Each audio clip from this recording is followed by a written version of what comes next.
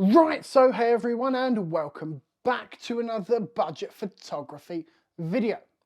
So, around 5, maybe 6 years ago, I started out my journey in photography and I've come a long way, especially in terms of equipment. Yeah, I probably shouldn't have done that. There we go.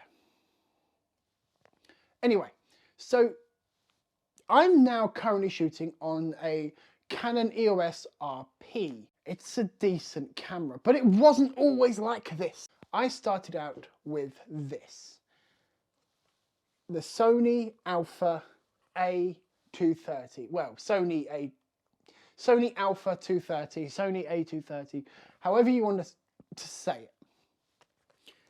This camera is what I started with. Not this precise one, although if it did end up being the precise one, that would be amazing, but I don't think it is. This is the camera that I started with nearly 6 years ago. So the Sony a230 was released in 2009 with 10.2 megapixels. What the 0.2 was, I don't know why they did it. I don't know what's wrong with either 11 megapixels, 12 megapixels, or even 10 alone. But we move on. Upon release, it had an 18 to 55 millimeter lens and a 55 to 200 millimeter lens. The 18 to 55 millimeter lens had an aperture of f3.5 to 5.6, and the 55 to 200 had an aperture of Alex doesn't know.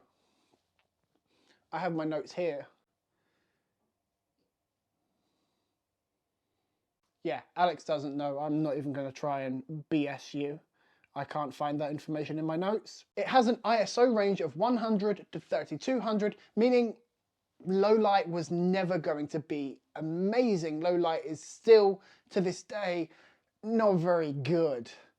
Yeah, you're gonna need a tripod to get any kind of low light shots. Now, like every big corporation, past and present, they wanted to use their own proprietary memory stick. And yes, that is what they called it. Now, luckily, they did include an SD card slot. So yes, today you can still use it. But it could only take SD and SDHC.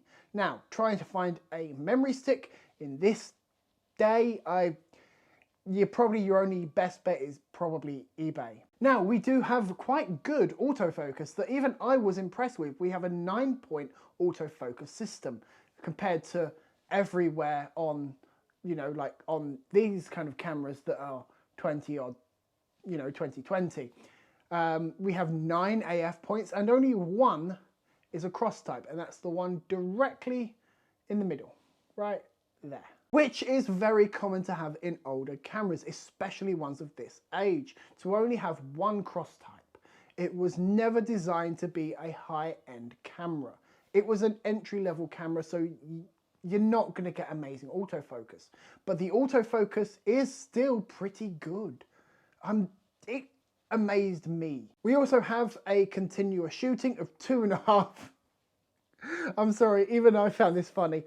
2.5 frames per second, and a max shutter speed of 1/4000th of a second. That 2.5 frames a second. Cool, you're really pushing the boat out there, Sony. Yeah, it really was slow. Although one feature that I missed when I moved from Sony to Canon years ago, and that was steady shot. Sony had inbuilt body stabilization, and I remember being able to bring my shutter speed down on my Sony camera to around, I think it was either 1/4 or 1/10th of a second. One of the two, I can't remember. I feel like it should be 1/10th, and I was still able to handhold the camera and get nice long exposures. But then when I went to my Canon 30D that didn't have it, I was like, why is this not working? Why are my shots so crap? And that's because the Sony had steady shot. I think every camera should have in-body stabilization these days. It's 2023, come on, really? Now, upon release, you could probably get out about 550 shots out of the battery. Now, you can buy a brand new battery, but if you're still using the original battery, expect it less. Lithium ion and lithium polymer degrade over time. Batteries degrade, they just do, which is really unfortunate. Now, as I just said, you can go and buy third-party batteries, but there are obviously risks with that as well. Now, the one feature that I am glad that Sony, well, I say feature, it's not really a feature. It's a bit weird, to be fair, and it's this. It's the hot shoe. Look. What? Why is that? What? Huh? That does not make sense, does it? That's Sony for you. Now, as far as I know, they don't do that anymore. Could be wrong, but I don't think they do. Now, something that you don't get with many cameras, even today, and that is a DC power. And that is right here. Look at that. You can plug it in, therefore making the battery, this little tiny battery, redundant, because you don't need it. You can throw it away and you can power it straight off of the mains. Look at that. Now that's really good, isn't it? You can directly power it, although I do need the battery. That was my phone. Now, like any camera, it has its downsides, and there are lots of them.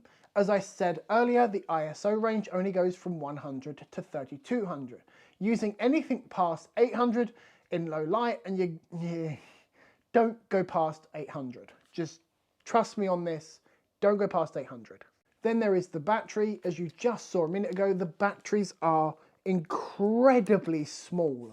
Just actually really, really small. I mean, even if I get one of my more modern third-party Canon batteries and put it up against it, I mean, yes, it's slightly thicker, but it is definitely really small. So yeah, this is 1300 milliamps, this is 870. Yeah, you're not going to get much power out of this thing. Then it's not really the fault of the camera, but the fault of the designer. At the bottom here of the camera, there's like a little lip that you can put your fingernail in, and almost as if to pull up on the camera, on the display, and it doesn't move because it's not meant to. The a290, however, does have a flippy screen, and I feel like as if they've just kind of left it there from that design. What's the point in having that there, Sony? Like, really, let's so you can see it. Let's zoom in. There we go. It's just, come on. There we go. Just there. Look at that. You could just get your... Why? I feel like it was left over from another camera that they tried to make and it just didn't work. Yeah.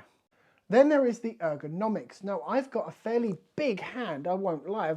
My hands are big, old, rock climber hands. I used to rock climb for a profession. Not anymore, I haven't done it in years, hence the fact as to why I'm so fat. It doesn't feel very comfortable. My hand sits at the bottom here, my little finger. It's nice and grippy. This is still nice and grippy, although it's starting to become that sticky grip rather than actually grippy. It's just a really small little thing here that... And then there is the autofocus, because normally on a lens you have an autofocus switch, which is fine. You can switch it on, you can switch it off. This has two switches. You can switch autofocus on the body and have it off on the lens, or you can have it on the lens and off on the body. But if it's not switched on the body, then there's no point in having the switch switched on the lens, because the body actually pushes out a little tiny motor when switched on that I will now try to show. See? that little tiny, where's it gone? There it is. Little tiny little motor that just pops away. So you've got the one that locks the lens into place here, and then another one for autofocus. Now, I'll be fair, the autofocus, as I said, is pretty good, but it's just kind of a bit weird, really. But then again, this is Sony, and they are a bit weird. Anyway, guys, thanks for joining me in this video. I'll see you in the next one.